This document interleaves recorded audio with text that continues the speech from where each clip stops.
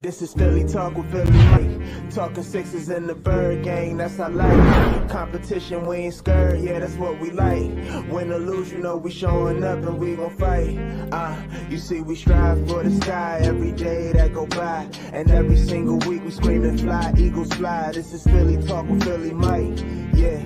This is Philly Talk with Philly Mike, yeah.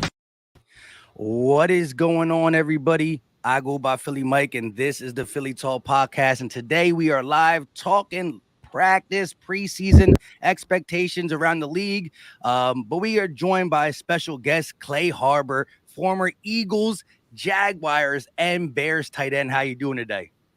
I'm doing great, Philly Mike. It's good to come on. I love talking birds, love talking ball, so appreciate you having me on. Let's do this. So you've been bouncing around, being a former Jacksonville Jaguar, Chicago Bear, and Philadelphia Eagle. You've been to all the training camps. For the Eagles, you've been to the last two. The live one that some people in the chat probably were there because Eagle fans showed out, 30K plus for a practice. You got to love that. Well, what is your take just overall on Eagles practice? Not just yesterday's that we got some footage of, but even the day before where we didn't get to really see nothing. It was only beat writers talking. How have you felt about this Eagles training camp so far? You know, being able to see that first practice, the padded practice there was eye-opening. Being in the other didn't really see much of the Jags early on in training camp, but seeing the Bears and comparing them to the Eagles, I think the Eagles are definitely further along. I think offensively, Jalen Hurts is pretty far ahead of where Justin Fields is. You know, similar type player, people think, because they're both athletic quarterbacks, but obviously there's a big difference there. But I think Hurts is improving. First thing I'm going to say is I see some of the writers and they're not sold that like Hurts isn't performing well. From the two practices, I only saw these last two, but the two I saw, Hurts looked good. And he's going early and often to his big workhorse, A.J. Brown. And he's going to his other workhorse, Dallas Goedert. So he's in a great position. He's running the zone read to both practices. I go, man, this guy has gotten a great feel for the zone read. You saw what he did to BG in the live practice. He did that to somebody in the other practice. He gave him that AI crossover. So Hurts really stood out to me. A.J. Brown is the real deal. Dallas Goedert, my first time getting to see him up close. He's the real deal. Jordan Davis, TJ Edwards, there's tons to talk about.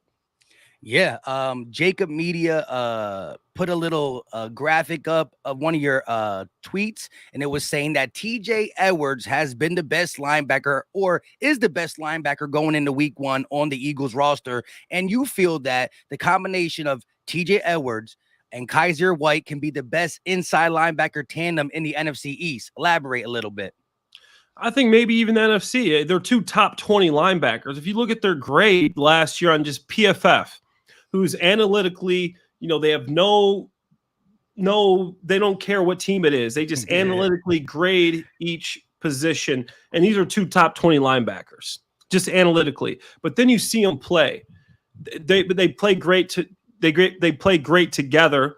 You know, Kaiser's a little more athletic. TJ's more of a cerebral type linebacker. He's making the calls. He's all over the ball. The guy just anticipates things. I know TJ Edwards isn't the sexy player. You know, they hear and you got Nakobe Dean behind him. You got all these guys. TJ Edwards, the guy's all around the ball. He's making plays. I'm sorry, he's the best linebacker on the Eagles right now, the best inside linebacker. I mean, Hassan Reddick, outside edge guy, but you know, TJ Edwards is that guy. And Kaiser White impressed me too. The guy can move. He's athletic. He can guard tight ends. So, wow, these two guys are working together. This linebacking crew is great. And I know the Dallas fans, Micah Parsons. Micah Parsons is the best linebacker in the NFL, but you put these two top 20 guys, I think they might be top 10 this year, top 15 from what I saw, the two practices together. That's hard to beat. And I know Philly has wanted a good linebacking core for a while, and trust me, you guys got two good linebackers, even more. You got Nakobe Dean. You got a big group of guys that can play. Yeah, listen, I've been talking up TJ Edwards the last couple of weeks as well. I think because he's been on our team for so long and hasn't had the opportunity been as productive, but we got to remember he's a younger guy too. So for all these other guys who can grow in year 3, 4, 5. Why can't TJ? I mean, we saw him play his best football last year at the end of the season when we kind of, switched up our linebacking core, got rid of Eric Wilson for whatever reasons, and we've seen TJ prime. I know Nakobe Dean did a lot of work in Georgia, and he's going to have his time here. I still think that, the future of the linebacking core, and once he gets acclimated to the NFL, he's going to be able to play because he got the cerebral mind. Yeah. He's side to sideline, a little undersized, but you can't judge a man's heart by their metrics, right? And so I'm excited for Nakobe Dean, but I do think that guys like TJ Edwards and Kaiser White, we haven't even seen their best yet. So I do respect that take. TJ's young. You guys, he didn't even get to start until halfway through the year last year. Maybe after the first 5-6 games, they started starting him more, splitting time with Taylor. I think Taylor's playing well. Honestly, Taylor flashed at camp. So this linebacking core is deep. It's solid, it's deep, and obviously the fans want Nakobe Dean right now. Like you said, Nakobe Dean looked good. Nakobe Dean is raw. He's still picking up the defense. He's still learning how to play against guys. Dallas Goedert across from him, A.J. Brown across from him, Devontae Smith across from him. He's got Jason Kelsey getting off blocks. Like, this is a different style. He will be fine. It's T.J. Edwards is right now in his prime. Kaiser White will be in his prime. You'll see Nakobe Dean working in. And as the year progresses in the next few years, you're going to see more of him. But I'm really impressed with this linebacking group. Yeah. Going back to Jalen Hurts and you saying how, he looks a little bit comparing the two young styles and young quarterbacks and Fields and Hurts, you say that he's further in his NFL progressions. He's been in the league a little longer, of course, but he's taking strides in your view. I think a lot of fans are solely going to be looking at his passing ability this year because they want to see that take the next step. But they take the next step. But I do think that his rushing ability, you can't just throw by the wayside. It's a part of his game. People are going to say, well, when he runs for a big yard, he gets the first down, but we need to see him throw. But you still got to take the good of his game. You know what I mean? Yeah. There's a lot. Here's my biggest pet peeve with people, writers, whoever, talking about guys like Justin Fields and Jalen Hurts. They are judging them off of a stereotypical, prototypical quarterback. They're judging him off the 3 steps out, 5 steps out, 7 steps out. There's sometimes where Fields, even Hurts too, might hold the ball a little bit too long. But you got to realize these guys, both of them, are dynamic athletes. They're going to be able to create more time at the back end of a play that some of these guys can't do at all. What they need to realize is that's not always going to look the same as this prototypical quarterback that you have. And I think Hurts is honestly doing a good job of being that prototypical quarterback right now. He is getting the ball out. He's getting the ball out to the sideline. He's getting the ball out in the middle of the field. And then on top of that, he's also running his own read as good as I've ever seen in the NFL. So there's that. And then you're going to see him once he starts scrambling. Obviously, can he keep his eyes down? Both guys, Fields and Hurts, I just wish they would, when they scramble, they use that unbelievable ability they got, eyes downfield. You don't get that 10-yard first down. That's good sometimes, but sometimes that 10-yard first down could be, 40 to Devontae Smith or 30 to Dallas Goedert. You see a guy named Patrick Mahomes, a lot of his big plays are 6-7 seconds after the ball snap.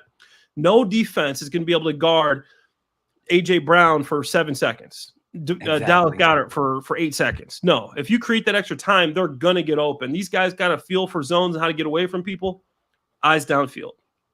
Yeah, I agree. That's one thing that you really want to see more this season, keeping your eyes down, eluding the pressure, and trying to make that play on the run via then running for 10. But I agree. Again, I think some writers are going to be mad if there's say Jalen Hurts has 7 quarterback carries, so quarterback keepers. To me, if he's doing what he did to the Saints, if he's doing what he did to Brandon Graham yesterday live, I saw the place. I forgot who got it on Twitter, but shout out to them. It was a beautiful angle. They tweeted it. It went all over the place. I'm taking that. That is dynamic footwork. I love when Michael Vick did it back in the day. I love when Lamar Jackson did it. I just think that when you add that and then get the couple plays or the handful of plays from the pocket that we want to see Jalen Hurts be consistent at, right? That one series, I think his best series came early in the practice where he completed a pass over the middle to Dallas Goedert. Yep. He completed a slant to A.J. Brown. He had real estate in front of him. He ran for a touchdown, and then he caught that low snap, stayed in the pocket, and delivered a nice ball to A.J. Brown over James Bradbury. Like, I want to see just everything. I want to see the quarterback keeps, the Jalen Hurts scrambles for 15, 20 yards, and that pocket presence, being able to say, I trust my offensive line. I think a lot of people are looking at last year, he might have bailed out a couple clean pockets, and then, like you said, didn't have his eyes down the field. But I think that has been one of his main things to correct for this upcoming season. So being on the sidelines and talking to guys, I was going up to every reporter I used to know, the players, and I'm just asking questions, who stood out to you this camp, asking about, okay, how's this guy? How's this guy? I'm talking to all of them. I'm talking to Mike Quick. I'm talking to Gary Cobb. I'm talking to, Ruben. I'm talking to all the guys, everybody, Spadero. Jalen Hurts has put in an extensive amount of work this offseason. The guy's been in the film room. He's been in the locker, the weight room. He's been doing it, and everybody is behind him. So I think we're going to see a big, big improvement, because if you're just putting that work in day in and day out, every day, it's going to add up. And from what I saw from the guy I watched on TV last year, the guy I was seeing in person with these two practices, I saw a guy who was much improved. I saw a guy who was getting the ball out faster, and I saw a guy who was really taking over as leader of this team. And what everybody also said, just to go back for a second, I go, who's flashed at camp? One of the top names separately, the guy didn't hear each other saying it, was TJ Edwards. TJ Edwards is balling. Jalen's playing well. AJ Brown, another guy everybody's saying, this guy's the deal. And you hear the same thing over and over again. Hey, there must be some facts to it. I agree 100%. So looking at the defense now, we talked about TJ Edwards and that linebacking core and what they can do together. How do you feel about the defensive line? We saw, I don't know where you were exactly on the field or in the area when Jordan Davis just kind of just bullied Cam Jurgens, the youngster. But just the defensive line in general, how do you feel about that and how it's going to translate into 2022? Because last year, one of the things that plagued the Eagles is pressure, because we were 31st in sacks, and I believe that also led into the quarterbacks being able to complete 75% of their passes and hurting our secondary and making the linebackers work a lot more because of a lack of pressure our defensive line got. But give me your take on that so far. Yeah. So first, I wanted to watch, BG, because he's my old. He was drafted in my 2010 Eagles draft class, and Fletcher Cox. So looking at those guys, it's incredible that BG is still doing what he's doing at that age. And after the Achilles, he's looking good. He's looking as good as I've ever seen him. He's looking better than he looked when he was in his third, fourth year when I was there in Philly. Like fine wine, right? As he age, he gets better. I go up to him after practice and I'm like, me and him are talking. I go, what are you doing? Why do you look like this still? And he just said, it's his diet. BG said he's eating better than he's ever eaten, and that's what he credited to. Obviously, hard work, film room, but the guy has a strict diet now, and it's working for him. But Jordan Davis, the guy's massive. Okay, I knew he was big, but in person, I'm on the field. I'm going to talk to TJ Edwards, the guys, all these guys, talking to BG, talking to Kelsey. All of a sudden, I see this big guy right by. I'm like, man, I didn't realize this man was that big. Guy's a tree. I mean, huge guy, and he's physical. He's explosive, tough to block one-on-one. I think he still's got to get better in the scheme a little bit. I saw a couple of down blocks where they washed him out the way, but he'll improve on that. Jordan Davis, to me, even the first round pick, I still think he was a steal. And then I also wanted to talk about I think Reddick is great, and Josh Sweat even looked pretty good to me. So I think we're going to have pressure. Honestly, this defense, I don't see any weaknesses. Bradbury, I know he got the touchdown caught on him yesterday, but the first practice I was at, this guy is just there. And the touchdown, he's right. He's right. He was there. In the Good pocket. coverage. The guy's playing in his Pro Bowl form. I don't know why the Giants are getting rid of this guy like that and letting him come to the Birds, but hey, I mean, we'll take it. Yeah, I think their problem was the way they structured the contract. We're actually paying him the same amount that the Giants are this year. They still are paying him $11 million, and we got him for about that $10, $11 million. So if the Giants didn't cut him, they would have been hit for $21 million. So yeah, we were paying the exact same salary, but he's playing for us. They're paying him for them for him to help us beat them twice. That was bad management on Dave Settleman. Not Gettleman, and that's why he's not in the Giants organization no more, which as a Philly fan, I would love to see him still there because, a lot of they haven't been winning when he was there at the end of his time. So, I'll take all the bias I can. But yeah, Jordan Davis, I think a lot of the hype or a lot of the talk was that he's only going to be used to stop the run. Where do you see him? Maybe not exactly year one, but him being able to translate to being a pretty decent pass rusher or at least used on stunts and more than just that nose tackle. Do you see that? Because, I think he got great feet. He got nice hands. I think that Georgia realized how stacked they were on the defensive line and even having a guy like Nakobe Dean back there, and they utilize players different. Well, they utilize them to their strength. Yeah. They were like, there's no need to rush Jordan Davis as much when you got Trayvon Walker. I forgot the other guy, the other D tackle that was on Georgia. Somebody in the chat will let me know. But they were loaded. And so I think that when he gets into his NFL body and he realized what his full potential is, I believe that we're going to be able to ask more from him. And he's not going to just be a run stopper, although he can do that at a high level. Yeah, right now I love him as a run stuffer, and he's kind of big to be a 3 technique, but with his athleticism, and the kind of numbers this guy can put up, I think that's even something he can do. He could go from nose to 3 technique. I don't think he's ever going to move out to 5 tech. If he does, I mean, I'd feel bad. I'd feel bad for the tackle, the tight end out there. But I think he's definitely just the size of him. He gets his hands up. That's a tough throwing lane. It's going to be hard for quarterback to throw over. So he might not get the fast pressure sack numbers, but they're going to feel his pressure because of his size. You start seeing this 6'6", 7 dude bearing down on you, you're going to want to get the ball out quick. And then he gets his hands up. I think it's a whole new ball game there to have him in the middle for the defense. And then you put all these other guys around him. I mean, it's pretty impressive what Howie was able to do with this roster, I got to say.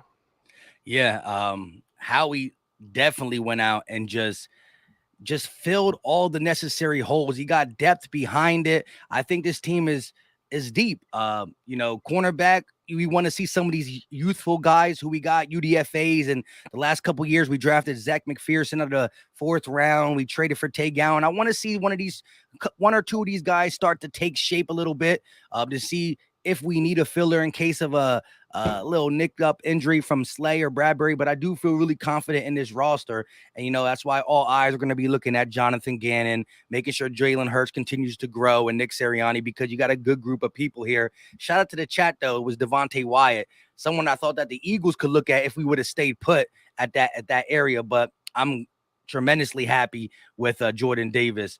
On your take, let's talk a little bit about tight ends, right? We know Dallas Goedert is a stud.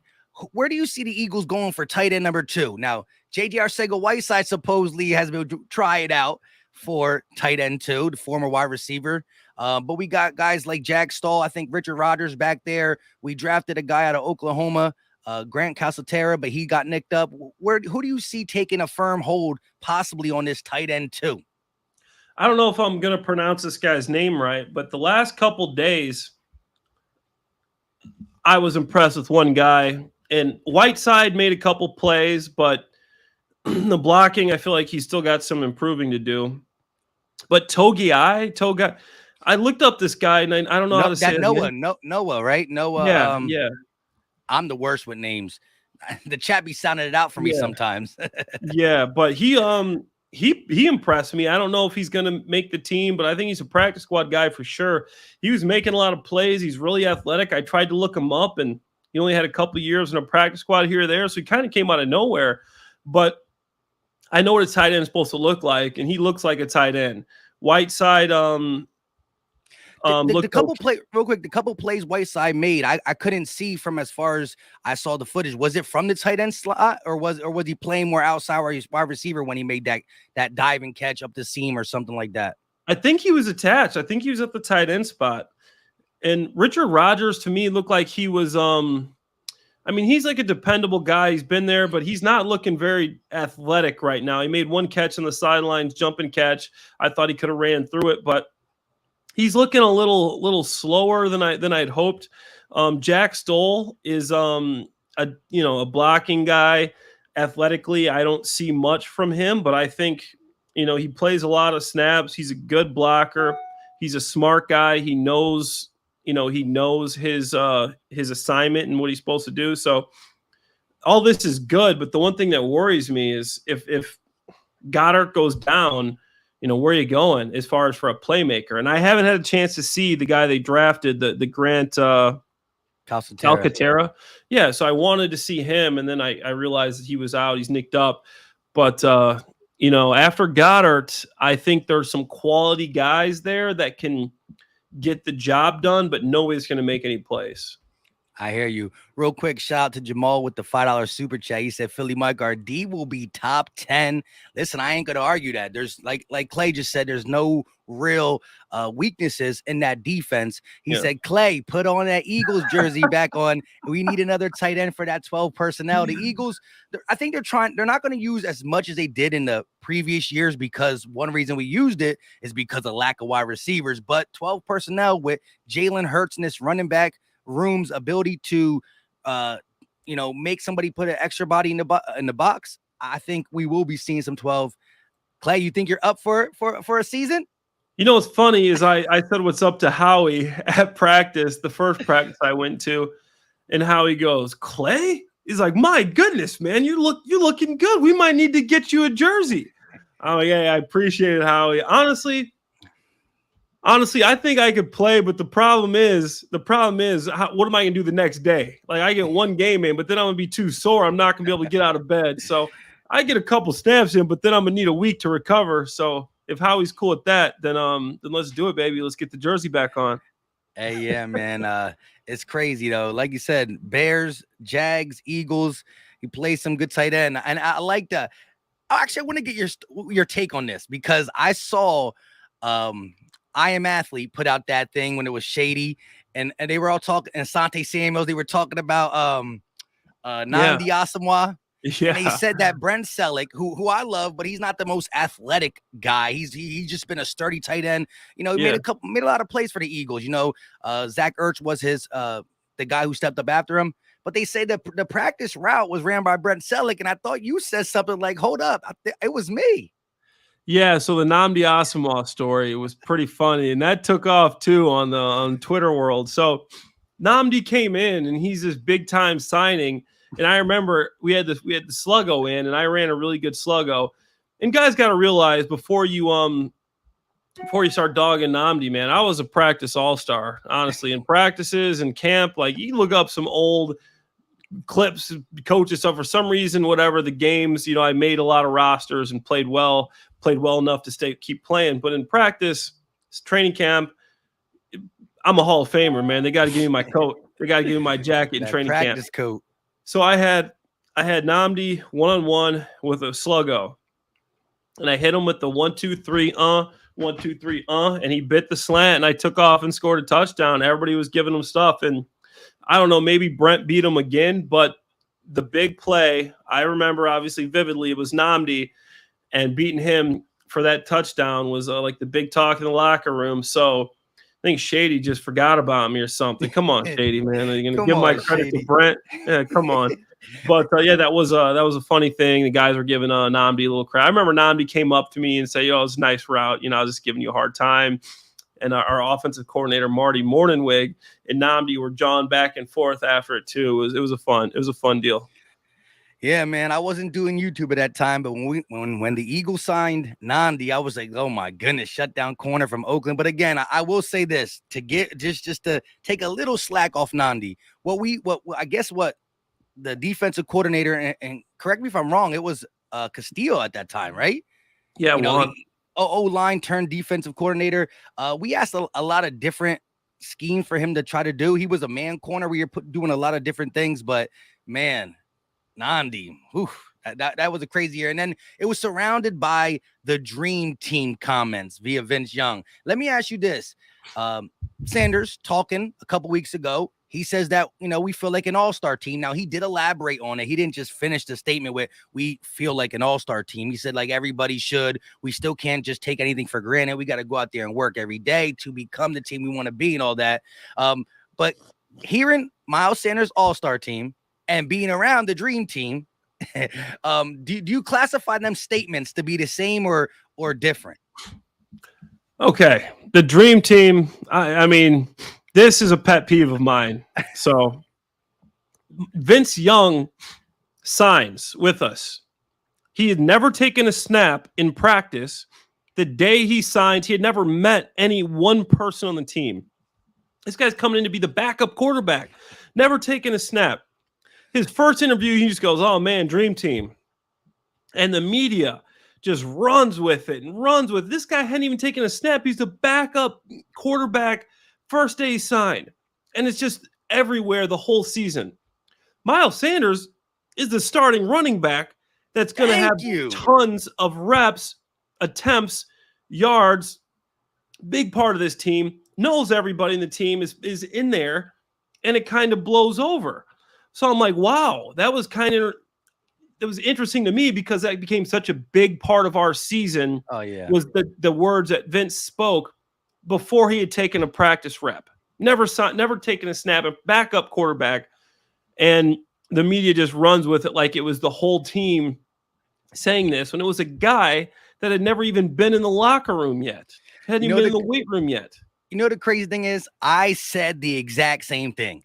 I said, here's the two different things. Miles knows most of the guys in that locker room. He plays. He's going to be a part of this all-star team or not part of it, or he's going to be part of it not being an all-star team. I said, Vince Young just got there, didn't know anybody. And that was my exact words of why it's different. And I think the media tried to run with it, but there was so many different elements. And, still the dream team just sounds worse. Like all-star, you could be thinking like Pro Bowl-ish, dream team just sound like, I think of the USA Jordan team, when I hear dream team automatically, it's different sports, but that's what I compare it to. But, yeah, I totally agree. And it's crazy because I said the same thing. Like, listen, I'm not knocking Vince Young for just letting it slip out. And I think there was probably context behind it, but Philly media. And see, the difference is back then, the Philly media, you got to think it's just how far we grew social media wise. Now, Miles Sanders says it. He can come out and defend it right away. A.J. Brown can get on it. So many people can try to switch a narrative. But when you guys say something back in 2009, 2010, 11, right? When it's written on the Philly Inquirer, that's, it's only talked about on TV, newspapers, and outlets like that. You got nobody able to defend it. And so this is why it's such a different world to change and switch narratives because of the grand scheme of this whole sports industry online. Yes, you are 100% correct. The fact that the media has the complete control of how to use this statement, the player doesn't. There was no way to go out on just Twitter and just squash it right there. Be like, yo, Vince just got signed and say all the things that we're talking about. Now they go out, they get in front of it, they explain exactly what they meant, and it's not a big story. So that's honestly, just talking to you right now, that's exactly what happened, Yeah, but like you said, the Eagles definitely, did as much as they could. Howie Roseman, gets signed for a 3-year deal, and he goes out there and puts together a really good squad with some stuff on the back end next year, whether we use it for this, that, or the third. Let's talk a little bit about the preseason. I see that the Eagles are underdogs against the Jets, and that to me means one thing.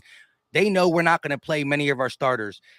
If you could talk to Nick Sirianni, what would be your take on the first team getting reps, Jalen Hurts getting some live reps throughout this preseason? Back when you played, it was 4 games. Now it's 3 games. How would you handle it? And how do you think the Eagles are going to handle it with game 1, 2, and 3 starters playing at all? I mean, I get both sides, but if I were the coach, I would want the starters to get, a good, maybe half a work. And, let's treat this like I want to hit the ground running this year. I don't want to be, rusty when we're going into week 1. I want to have that game feel. So I'd give him a half a work, but I don't think Sirianni's going to play him for long. It's, then you got the other side where what if Miles Sanders gets hurt? What if Kenny Gainwell goes down on a tackle? What if, something happens to AJ Brown? So I understand why these guys do it. And I'm not saying I'd be completely, Bill Belichick tree, Josh McDaniels, Brian Dable, those guys, you're going to play. You're going to play in the first couple preseason games and you're going to get your work in. We're going to treat it like a training camp practice, but live, period. So I understand both sides of the ball. I always wanted to play for at least a half when I was in the preseason just to get ready for the regular season games, because whatever you're doing in practice, it's not the same. There's no fans out there. You're not getting the call in the huddle like this. The guys are on the field. It's a different field. It's a different environment. You get to see exactly it's preseason. It's literally the game, the regular season, but it's just a practice situation. And you need that mentally, physically as well, but just to get you ready, get your mind right, and just get used to that environment. So I would like to see him play a little bit more. I know there's other people say, hey, what if a guy goes down and gets hurt? But accidents happen. But if you're going to have like a soft tissue injury in preseason, you're going to have the soft tissue injury in the regular season. It's not going to stop it. So in my opinion, I think you should give him more reps to improve and to get him ready for the beginning of the season. Because guess what? The first week, that game counts the same as week 17. Yeah. When you're coming down to a playoff run. Just because, hey, we came on late the first 2 weeks, we weren't really, doesn't matter. That game counts the same as week 16, 17 when it comes down to making the playoffs. So I want to be ready to go. Yeah, see, and I know it's never really been done this way, but to me, if I would like to, maybe the first game, not so much. Maybe the first and third game, no. But that second game in between, I would like to see a little bit of something. Last year, when Nick Sirianni was a rookie head coach and his team was brand new, I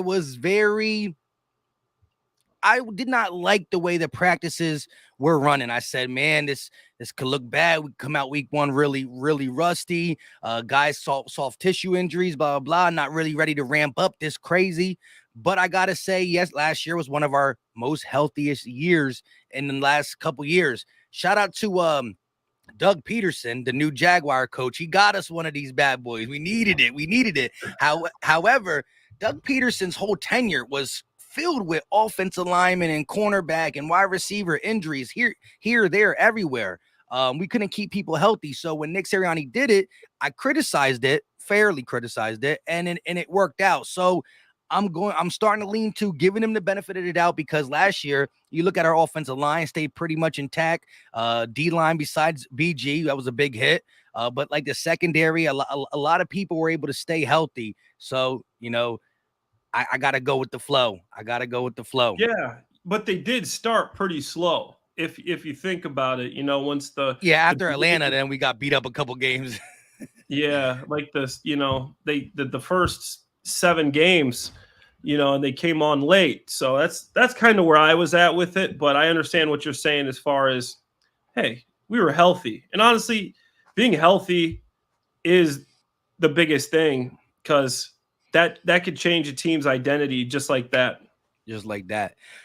So let me ask you, we did start the season off last year a little slow. We got into it when we were more a heavier run team. We go out there and, now you got Devontae on one side. You bring in Pascal, has some depth at the wide receiver position, make some moves around the slot, whether it's Quez, whether it's Pascal. You pay AJ Brown $100 million, use a couple draft picks to get him.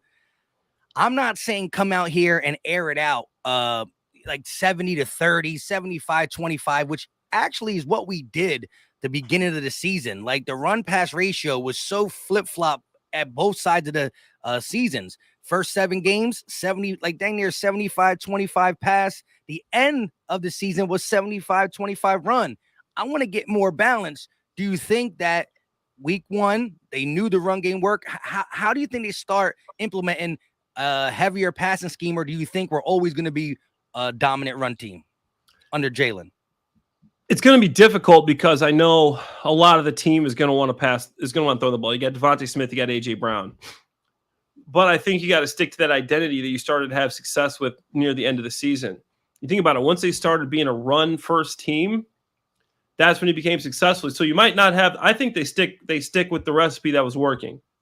You might not have crazy numbers, but if you're winning games and you can establish the run, and you got play action to Devonta and AJ Brown for a couple big plays a game, handing the ball to Miles Sanders, who's looking great, I might add, in camp. I think that's the recipe you need. You showed it by the end of the season. Obviously, now if you do get down, you have the weapons that you're capable of making comebacks. But to start the game off, you have the recipe right there. Let's get a little zone read. Let's get some downhill runs. Then let's do some play action pass. We're going to go to AJ. We're going to go to Dallas Goedert. We're going to go to Devonta Smith. But I still think you want to be that run first team. And I know you have this great offensive line, but you just look at the recipe from last year when they started running the ball. It means you got to stick to that. I know you do have better players this year, better personnel. This is a different team. You didn't have AJ Brown last year. Now that changes a lot of things, but I still think you got to go with that recipe with the run first and then pass off of it. I agree. But what I will say is I would gradually want to see the ball be thrown more. I'm not going to say like 70-30, where like a lot of the league is 70-30 at this point. All the top tier quarterback, wide receiver tangibles, Joe Burrow is going to throw the ball 40-50 times. I just think that, by week 5, you can't, if you're winning, you're winning, but it's going to be hard for me to see, us continually win if we're only throwing the ball 25, 27 times. I think that 30 mark is where you got to average. I'm not talking about 30 completions. Some people got 48 pass attempts, 51 pass attempts. I'm not saying none of that stuff, which in the early part of last year we saw. I think you got to come out, you go against the Lions. I think, I haven't really looked at the roster, but say they are weak against the run. I'm only saying it because last year we tore them up. That's kind of how we opened up the run game via the Lions, where we ran the ball like dang near 40 times and had like 250 plus yards. So you open it up with that. You let Jalen Hurts get comfortable with some throws across the middle, yak from AJ Brown and Dallas Goedert, and then you grow off that. But I do think I think that the league, minimum, you got to get to that 60-40, or at least more balance. At least you can say we're throwing as much as we're running, or a little bit more. But as you said, if the run game is as good as it was last year, that's an extra guy in the box. I think last year when they put the extra guy in the box and made us throw it, we still didn't have enough weapons to win one-on-one matchups and stuff. And Dallas Goedert, although he made some incredible catches, last year he wasn't tight end 1 the whole season.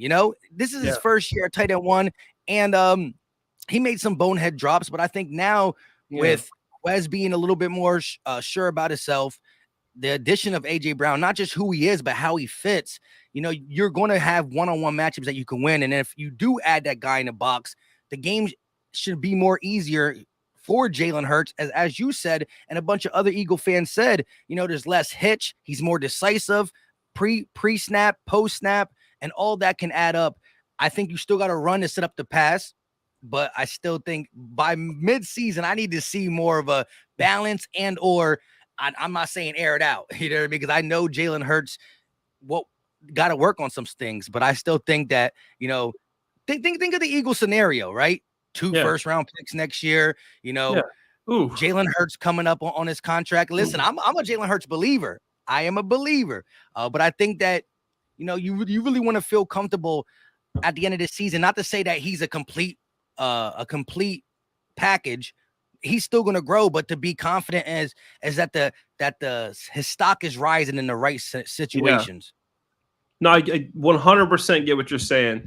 You can't nurse Hurts this year, because you got to find out, is he a guy that can go out there and win the game passing the ball?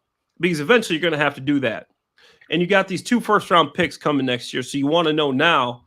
So, hey, if he's not that guy, I'm going to find that guy because we got the roster built to win now. If he can't do it, we got to find someone that can. I agree with that 100%. And honestly, it depends on what team you're going against. If you find a team that has a terrible secondary and you can throw the ball against them, you gotta be willing to air it out. You gotta be willing to say, hey, we're gonna put this one on Jalen. We got AJ Brown, we got Devontae Smith, Quez Watkins, Dallas Goedert. We're gonna air this one out, and we know our receivers are better than the defensive backs. They're gonna win. Jalen's got to get him the ball. But a lot of times, there are teams that are balanced where you need to set up the run. And then if they start overplaying the run, then I'm going to take my shots at these guys. So I think there is a balance there. And I know I get exactly what you're saying with finding out if Hurts is the guy. I think at some point you're going to have to say, hey, Jalen's going to have to go win us this game. This secondary is weak. They're good against the run. We're going to have to air it out. Yeah. And when I say that, I don't literally mean I think it would be poor management, poor coaching philosophy to come out and have somebody throw the ball, not somebody, but Jalen Hurts throw the ball 55 times. I think that is, unless you are down and have to throw it, you should have never put him in that situation. But that's why I'm saying the big extremes. You went from making him throw the ball 40 sometimes to then only throw the ball 20 sometimes. Stay in that middle to 30. I think with his skill set and knowing when to run, when to pass, if you drop him back 33 times, 5 of them might be run attempts in the sense that he drops back, he doesn't like it, and he runs. But you still got to give him the option to find out what works. And the biggest part of this run game, although we love Miles and we think Kenny G is on the up and coming and Boston Scott is gritty, was Jalen Hurts' running ability, whether it's quarterback keepers with the RPO or him making something out of nothing. So the more he drops back to pass, we're going to get his rushing ability. We're going to be able to see him make the right decisions. And I think that is a must. I do not want to sacrifice winning, though. I understand we got to see him, but I also want to win. And I think there's a fine line to do that the right way. And that's where you want to drop him back. They got all the people who can crunch numbers in there. Just try to find that in the 30s. Because if he can get steadily drop back 30 times. And like you said, it depends on who we're playing. If somebody stinks against the run and the first quarter, we ran the ball 11 times for 150 yards. Well, I don't want to see Jalen Hurts this game. Keep running the ball. There's context to everything, but I do think we got to say this team is balanced. We put a good roster around Jalen Hurts. Let's see what Jalen Hurts can do with it. And I am on the side that when he gives that opportunity, I think he's going to prove that he will make some mistakes. Wow, he left a clean pocket. Wow, he threw an interception. Wow. But I think for me to say I'm comfortable is I want him to get inside the top 15. Like last year, I going into the season, Chris Sims put out the quarterback rankings and all that, and he had Jalen Hurts at 25. I made an argument where he could be as high as 17, 18, but I said between 17 and 22 is where I would put Jalen Hurts, combining his rushing, combining his passing and his completion percentage and all that last year, I know was pretty low. I had him between 17 and 22. If he can show me with this roster that he got close to the 15 or inside the top 15, that's steady growth. And that's just what I want to see. I want to be able to feel comfortable because he's still young. He just turned 24 yesterday. We just want to know that because of his contract, because of the things that have transpired with picks and stuff, you just it's a business at the end of the day. No matter what I say or anybody to chat, it's a business. And Jalen Hurts has the opportunity to do what he needs to do this season and secure the job for the future. I agree. I think that it's crazy that he's only 24 years old, and he's catching. He's in a big market. Philly's a huge market. When you got a roster like this around you, and the only weakness people could see possibly is you. I mean, it's a tough position to be in, but this offseason, I've seen a lot of good things from him, his work ethic, and then these last couple of practices, I think he's improved a lot. I'll be honest.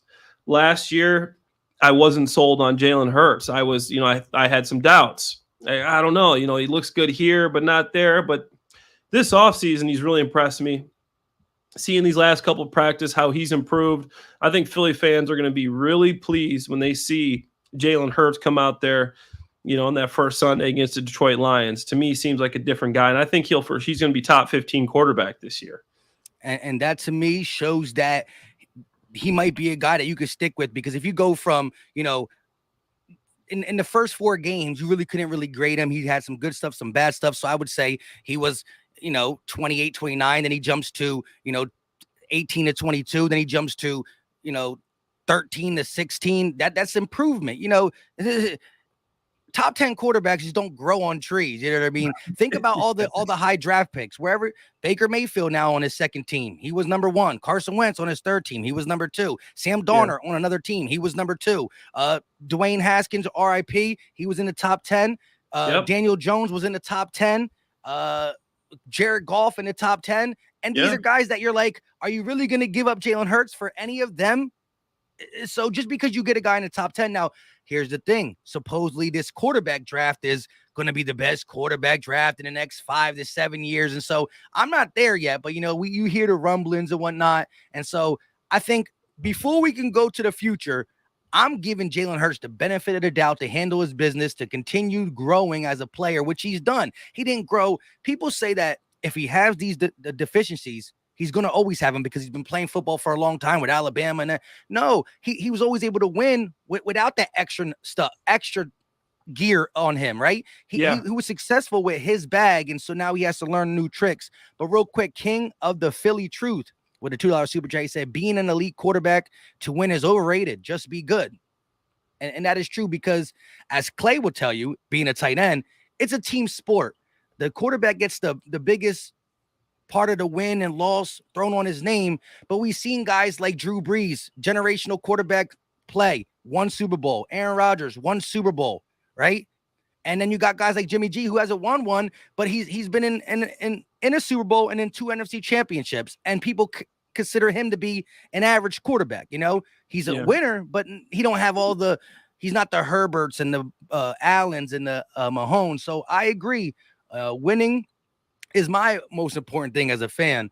But Jalen Hurts, grab the bull by the horns and go. Yeah, you can only control what you can control. But with this roster, with some quarterbacks and some rosters, like, hey, you're probably not going to win. But with this roster, if Jalen Hurts is good, the Eagles are going to win. I mean, there's no way around it. Watching this roster live, O-line, D-line, linebackers, receivers, tight end, if he's good, this could be a scary year for the NFC. Because I think he's improved, and I can't wait to see him on Sundays.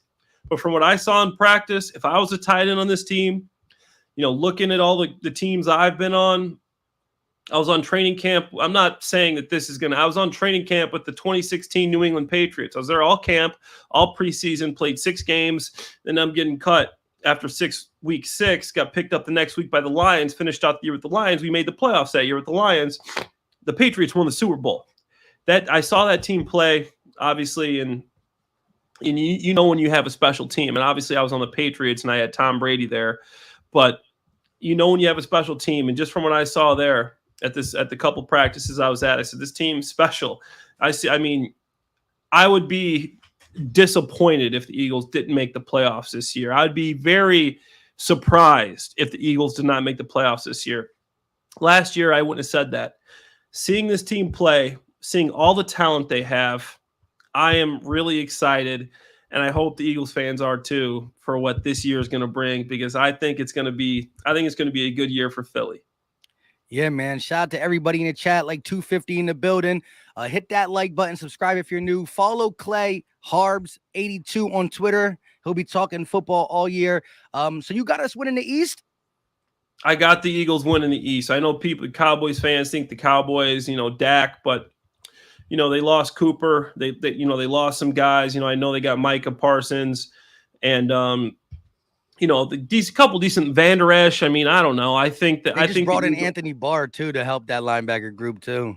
Anthony Barr, yeah, He's an older guy. Just a little.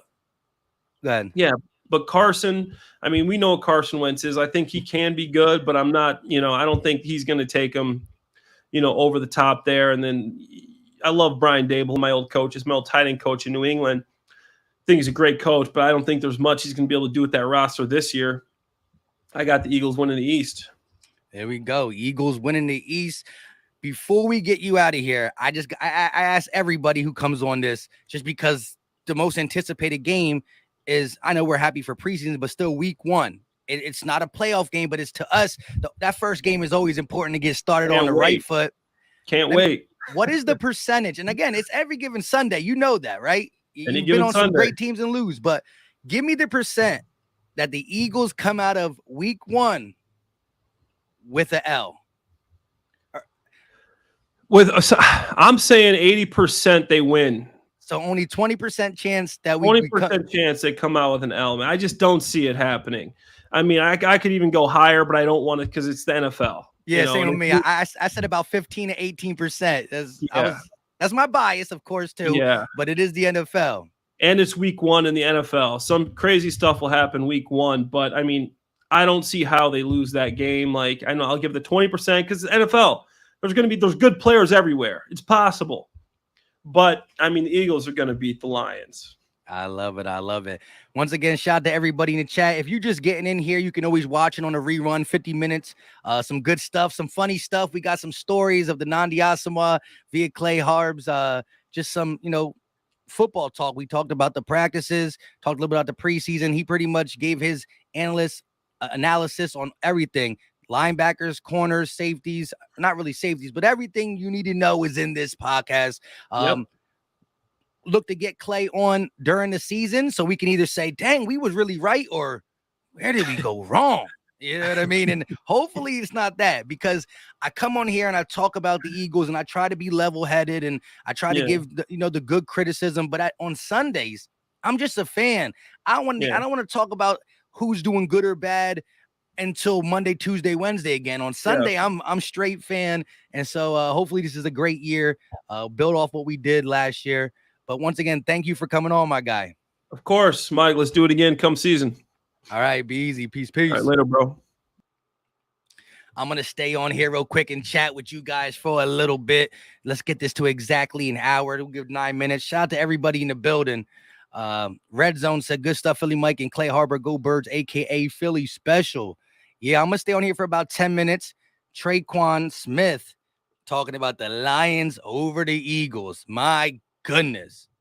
Traquan Smith, you a Saints fan? What we do to you? We got your pick. That's what it is, I guess. We got your pick. Shout out to everybody in the building. Eagle Z to the grave said, the Lions coming in pissed about last year. We need to be on our A game. Listen, I just shared on Twitter. Follow your boy on Twitter at Philly Mike, at Philly_Mike 25. I just tweeted about the Lions, right? So let me check it. Pretty much Jamal Williams, one of the newest players for the Lions, in the huddle talking about, whenever you feel tired, remember your record last year. He was crying, he was sentimental, and he was like, we got to get to work. And so you're going to get a hungry Lions team week 1, a team that has been building and putting some pieces together. They're not by far a finished product, but I think they like their coach. They're feeling good about their team. But, man, Philly got to go in there and handle business. Bergang 31 in the building. What's up with you? Sydney family in the building. Let's go. Is it the real team playing Friday? No, it will be mainly backups, I believe. You might see the starters for a little bit, but we're underdogs by 2. I think Vegas knows that we will not be playing many starters for sure. P in the what's going on, yo, Mike? Watch the NFL Flex TV games for the Eagles. What do you mean? Oh yeah. They're gonna flex some games. Once we start putting it down the way we know we can put it down, sheesh. We already got 5. I think we got 5. Primetime games. You know what I'm saying? Hold up. Derek Smith said, get them likes, y'all. Shout out to my guy, Derek Smith, in the building. Listen, we got to be over 100 likes. Please, God, let it. Okay, 121. We got 230 watching. We could get this to 200. If we got some MVPs in the chat, we can easily get this to 200 likes. I know y'all can do it. It helps push out the content. Let's get it. Hit the like before you dip up out of here. Clay Harbor was on for about the first 50 minutes. Are we going to be doing the live play-by-play on Friday? Yes, I will be live. And guess what? Friday is a great day to be live. You don't get many Friday games when the season. You don't get any Friday games when the season comes. So we're going to enjoy this together. Jameis Winston's hurt his ankle. Got to keep an eye on that situation. Listen, the Saints did go out there and sign Andy Dalton. So with Andy Dalton being their backup, I don't think it's like do or die to go in and get a quarterback. I think Andy Dalton is not good, but he's a backup, a services backup. But it looks like Jameis is going to be fine. Eagles, Z to the graves, and I hope the kid from Nevada gets to play. Will be nice to see Minshew too. Yeah, you will see Minshew. You'll see Reed Sinnett, and you will see Carson Strong most likely in the first preseason game against the Jets. Remember, only 3 this year. I'm just looking. I'm excited for football. It's about to be back. It's going to be a blast. We'll be doing live play-by-plays on the channel. We'll be dropping content weekly, daily, pretty much. News, rumors, opinions, film breakdown. You name it, we got it. Post-game, pre-game, during a game. We're going to be talking. But let me know your thoughts about just what do you think we're going to be able to gain from preseason? I don't think the starters are going to play much, but who are you looking at as like your Britton Covey, Davion Taylor, even Pascal, how he fits in with this team? Is he going to move up to number 5, or move back to 5, move up to 4? Where's Rager fit on this team? How does Diller look in the preseason? Even guys like Kennedy Brooks, the running back the UDFA, Mario Goodwich, Tay Gowan. I want to see the depth pieces on this team play in preseason. You know, who's to say that Zach McPherson don't get 2 interceptions in 2 games and starts to make a run for, you know what? I can be that backup guy. I can hold down the corner spot if somebody goes out for a play or 2 or a quarter or 2. Nakobe Dean, what is he going to do to second-team players or even first-team players? How much playing time are these young guys going to get? Because they're going to get a lot of playing time. I don't know why I said how much. They're going to get a lot. If Sirianni's not playing the starters the way I think he's going to play them, it's all going to fall to the depth on this team to build. Cam Jurgens, we just watched you get pushed around by Jordan Davis. He's a baller, but can you hold your own against other D tackles in the NFL? Let me see you work. Jack Driscoll, let me see. Backup tight end, Grant Casatera. Are you healthy week 3 for the playoff game? Can we see you play? You know, I got to see it. True Savage talking about Dean. I agree. I even said, yo, I'm driving down the highway. Who needs the radio? What up, bro? Hey, shout out to you, my guy. You might, if you driving down the highway, I'm about to end this in about 3 minutes, but just go take that red dot and swip it back. You get 51 minutes of Clay Harbor, former Eagles tight end, Bears, Jags tight end. We talked about what we want to see from this team going into the season. We talked about the live practice, all that stuff, because Clay Harbor was there. Can't wait. I will be at a concert in North Carolina, but got it being DVR for show. There you go. I'm going to get home and watch that nicely. I want to see Jordan Davis and Whiteside at tight end. Oh, wow. Piece that I think Covey needs to be on his team. Yes, I would love him to be our punt returner for sure. He ain't mean like that. Killer City said Jordan Davis looks like a monster. Even though I'm a Chiefs fan, that dude looks like a monster. Shout out to you, Killer City, for coming up in here. Show him some respect. Hey, your Chiefs don't got nothing on me in the sense that they're in the AFC. We don't play you guys. And I do rock with my guy, Andy Reid. So good luck to the Kansas City Chiefs. The only time I'm really going to root against the Chiefs is if they're playing the Eagles.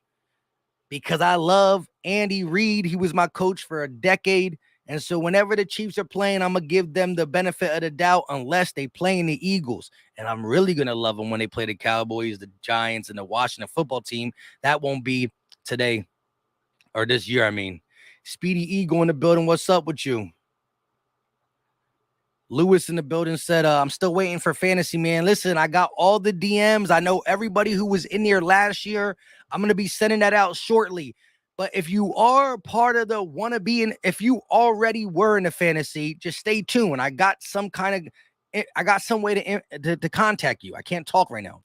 Whether I contact you on IG, Twitter, I got a way to contact you. With that being said, if you are a guy who wants to do the fantasy and you're new, you got to be paying attention to the videos. You got to make it available for me to get at you via IG, Twitter. I know some people have already hit me up on the channel and in the DMs. I'm going to get to as many as possible. I know we had 2 leagues last year. For as many people want to join, we might have to open another league. It might have to be 3 leagues to get it all done. Shout out to everybody in the building. We pull for the walrus around here. I don't know what that means. I don't know what that means at all. But like I said, man, hit that like button. We got it to 144 likes. Can we get this to at least 180 likes before we get out of here? I know y'all got that in you.